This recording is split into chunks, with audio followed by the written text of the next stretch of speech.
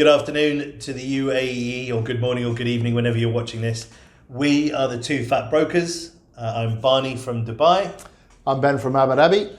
Today we are going to talk about things that we think the UAE government can do to help the real estate market in the current market, in the current trends. Yeah, so we're in May 2020 in the what we hope is the inflection point in the coronavirus for the UAE.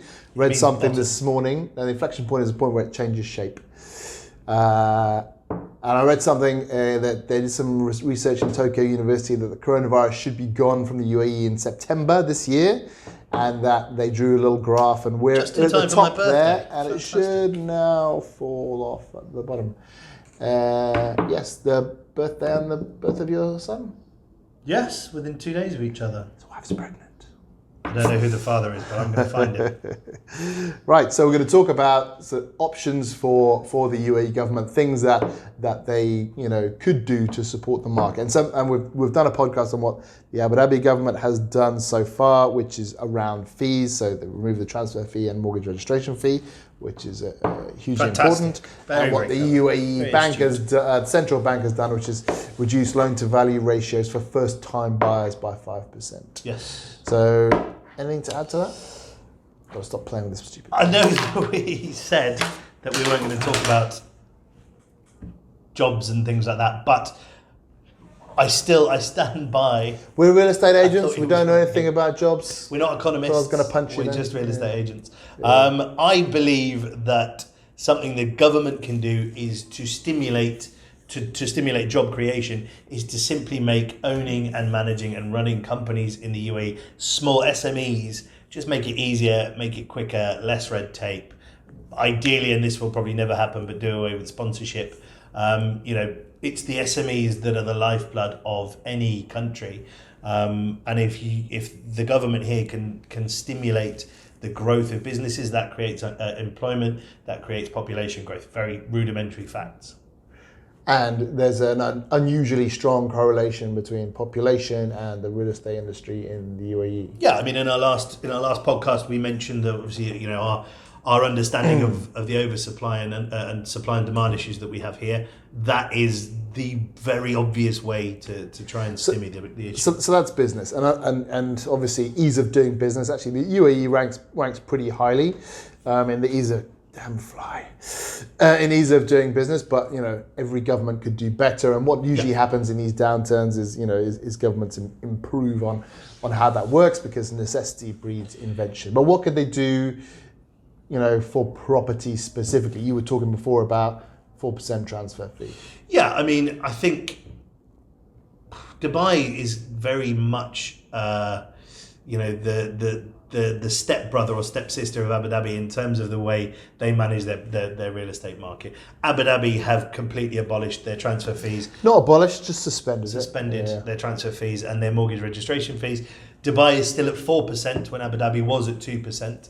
I think for sentiment-wise, and I feel that Dubai is quite a sentiment-driven market, a reduction or a hiatus in those fees would be very welcome. I think that sentiment driven into the market in Dubai would actually give people a lot more confidence. So I think that's something they could explore. Obviously, as you guys have done, put a hiatus on the mortgage registration fees. Again, anything that can be done. But then in terms of the income that Dubai has is from the transfer fees. So it's in their interest to obviously try and maintain them as best they can. So perhaps not an abolition, but a 50% reduction. Yeah, I mean, the value for countries really is not really, if you stop charging fees, it isn't buying and selling here. It's foreign direct investment. It's people bringing dollars, rupees, rubles, Chinese yen into the country. That then gets used on property here and moves into the economy to. Moves into the economy, to do other bits and pieces. So real estate, particularly in Dubai, has been, fantastic for bringing foreign direct investment in. Yeah. So there's a lot of value in that in and of itself. I think Abu Dhabi tends to not have the eclectic set of buyers that Dubai has. Our buyers tend to be Abu Dhabi resident. We're much more global city. Yeah, much more UAE national. So something Abu Dhabi might want to look to do is bring more foreign direct investment into property, into Abu Dhabi. What was Abu Dhabi's thoughts, or what were the mindset in Abu Dhabi on Expo? Did they think it was going to benefit Abu Dhabi? Because it was very much a Dubai thing, although it was a UAE. I mean, it was towards the border between Abu Dhabi and Dubai, but obviously Abu Dhabi is still 40 minutes from that border. So I don't think people in Abu Dhabi expected the kind of economic impact that Dubai would get from it. But I mean, incidentally, just for clarity, the Expo has been pushed for another 12 months further down the line.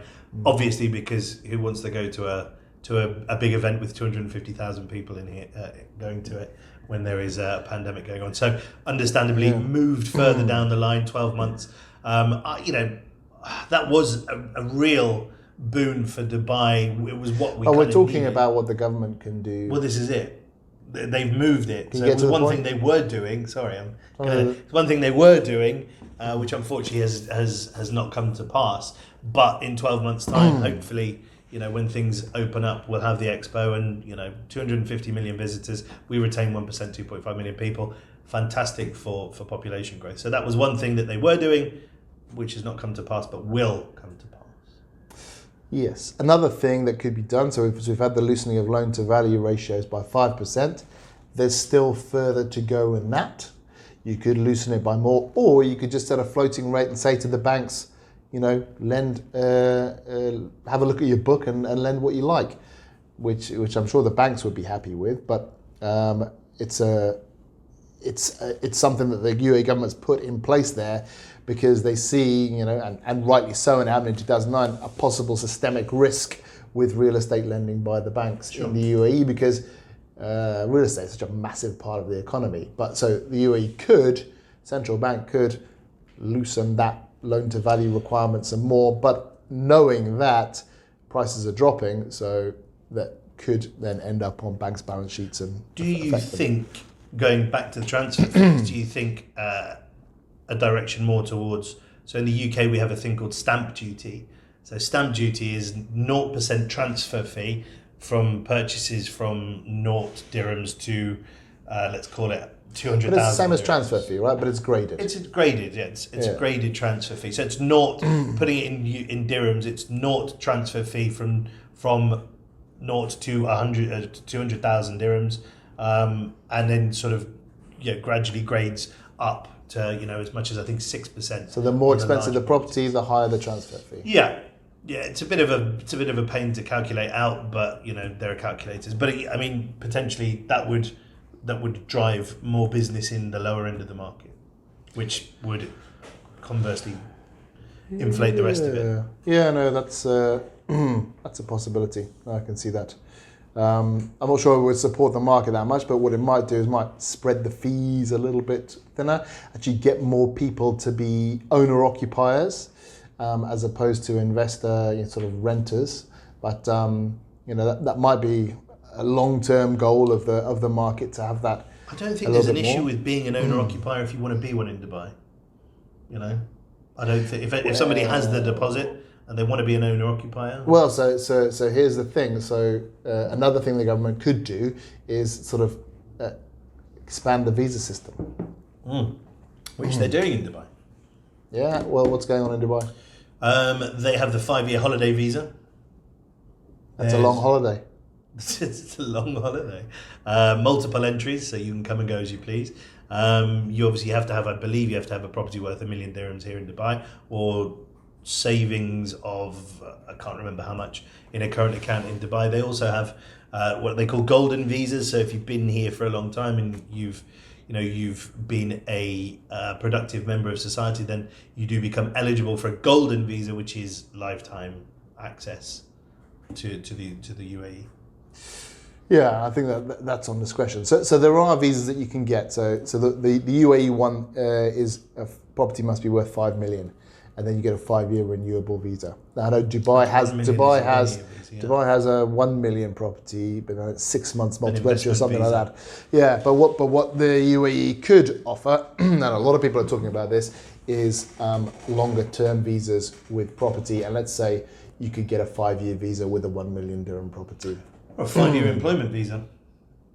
Well, I mean, but an employment visa would mean you'd have to have a job. So what we're worried about here is people losing their jobs and leaving. What we want is people to lose their jobs and stay to find another job, start a business, just keep contributing to the economy. So we really want to keep people in the UAE, which is what would happen in the UK. If you lost your job, you'd stay in the UK and still be consuming. Maybe you'd have to go and live with your mum. What I might have to do, go live with my mum. The economy is really terrible. But what would be a good time now, even if it's a temporary fix.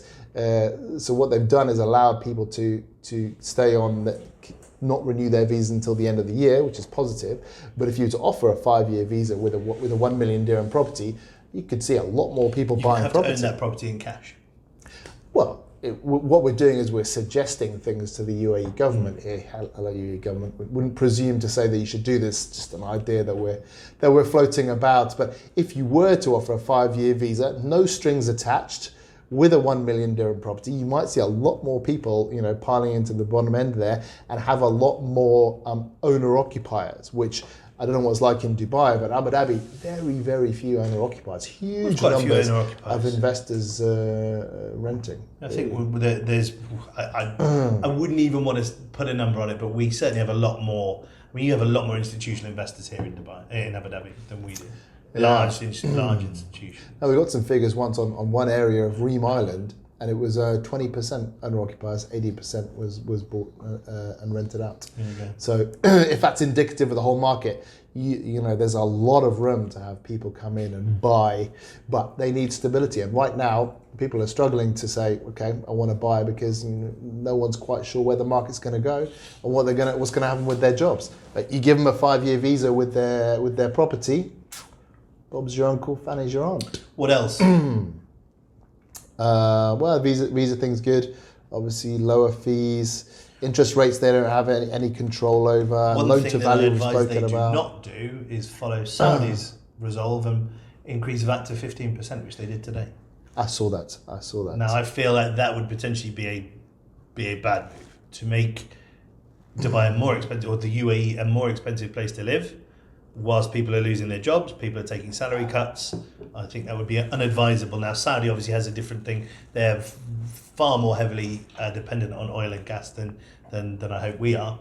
So that's the reason behind them doing it. But I just hope that the UAE don't take that on board and do the same thing.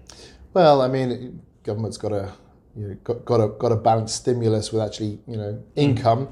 Now, the perceived wisdom in the Western world now, it hasn't always been that case, is Keynesian economics, spend your way out of a depression.